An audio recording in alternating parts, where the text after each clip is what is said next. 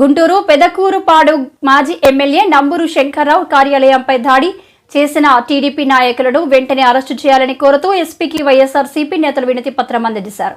మాజీ మంత్రి అంబటి రాంబాబు మాట్లాడుతూ పోలీసులు రాజకీయ ఒత్తిడికి గురవుతున్నారని, కూటమి నేతలు 7 నెలల్లో చేయకూడని అరాచకాలు చేశారని మండిపడ్డారు. 5 ఏళ్ల పాటు పెదకూరుపాడు నియోజకవర్గానికి ఎమ్మెల్యేగా పనిచేసిన శంకర్రావుపై దాడి చేస్తామంటున్నారు.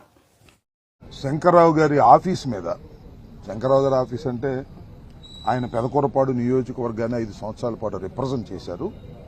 ఆయన ఆఫీస్ అంటే చాలా మంది ఏదో పెదకూరపాడు అనుకుంటారు, కాదు. గుంటూరులో కూడా ఆయనకు ఒక ఆఫీస్ ఉంది.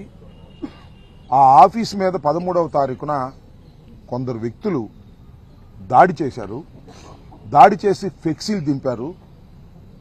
చింపేసి ఆఫీసులోకి ప్రవేశించాలని ప్రయత్నం చేస్తే అక్కడ ఉన్నటువంటి మేనేజర్, ఆయన పేరు నరేంద్ర అడ్డుకుంటే ఆయన తలకాయ పగలగొట్టారు. ఆ నరేంద్రన్ తలకాయ పగలగొట్టడమే కాకుండా ఇంకా సుమారుగా 5-6 వాళ్ళు గాయపరిచారు. ఇది సింపుల్ ఇంజరీస్.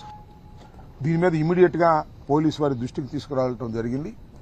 పోలీసు వారు కేసు కూడా రిజిస్టర్ చేశారు, 324 రిజిస్టర్ చేశారు. ఆ తర్వాత చిత్రంగా ఏంటంటే వాళ్ళు కూడా కంప్లైంట్ ఇచ్చారు. ఇస్తే అది కూడా రిజిస్టర్ చేశారు. ఎవరి మీద? శంకర్రావు గారి మనుషుల మీద. ఇది ఇక్కడ జరిగినటువంటి విచిత్రం. వాళ్ళు వచ్చి శంకర్రావు గారి ఆఫీస్ మీద కంభంపాడుకు చెందినటువంటి తెలుగుదేశానికి చెందినటువంటి కార్యకర్తలు కానివ్వండి, రౌడీలు కానివ్వండి, వచ్చి శంకర్రావు గారి మీద ఆఫీసు మీద దాడి చేసి తలకాయ పగలగొడితే, సరే మేము ఇచ్చిన కంప్లైంట్ మీద వాళ్ళు రిజిస్టర్ చేస్తే వాళ్ళు కంప్లైంట్ ఇచ్చి రిజిస్టర్ చేశారు. సరే ఎస్పీ గారికి అది కూడా దృష్టికి తీసుకువెళ్ళాం. అది ఫాల్స్ అయితే దాన్ని తీసేస్తామని వారు చెప్పారు. It is a falls. ఎందుకంటే మా ఇంటి మీదకి వచ్చి మమ్మల్ని కొట్టి మా మీద కేసు పెట్టే కొత్త సంస్కృతిని తెలుగుదేశం పార్టీ తీసుకొచ్చింది వాళ్ళ. దాంతోపాటు ఎవరైతే నరేంద్ర ఇంజూర్డ్ పర్సన్ ఉన్నారో ఆయన పేర్లు చెప్తున్నప్పుడు 4 పేర్లు చెప్పిన తర్వాత 5 పేర్లు చెప్పిన తర్వాత దీనికి పేర్లు ఏం చెప్పాల్సిన అవసరం లేదులే, తదితరులను రాసుకుంటామని చెప్పేసి పోలీసు వారు రాసుకున్నారంట. అది తప్పు. ఎప్పుడైతే ఇంజూర్డ్ పర్సన్ ఏదైతే చెప్తాడో అది మొత్తాన్ని కూడా రాసుకుని రిజిస్టర్ చేయాలి కేసు. అలా కాకుండా పోలీసు లోయర్ లెవెల్లో ఇన్ఫ్లుయెన్స్ గురవుతా ఉన్నది. మా మీద దాడి చేస్తే మా మీద కేసులు పెట్టే పరిస్థితికి వస్తుంది. ఇది ధర్మం కాదు. ఇవాళ నేను చెప్పదలుచుకుంది ఏంటంటే, ఇప్పుడు 7 మాసాలు అయిపోయింది వాళ్ళు అధికారంలోకి వచ్చి.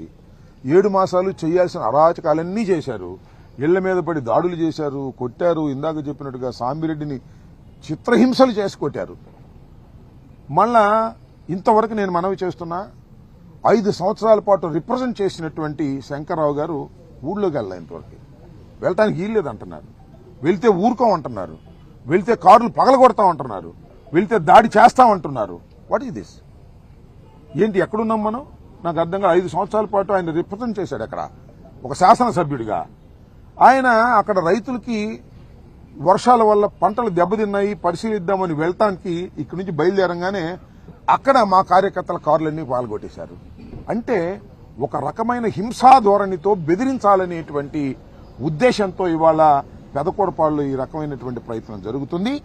ఇది సహించరానటువంటి అంశం.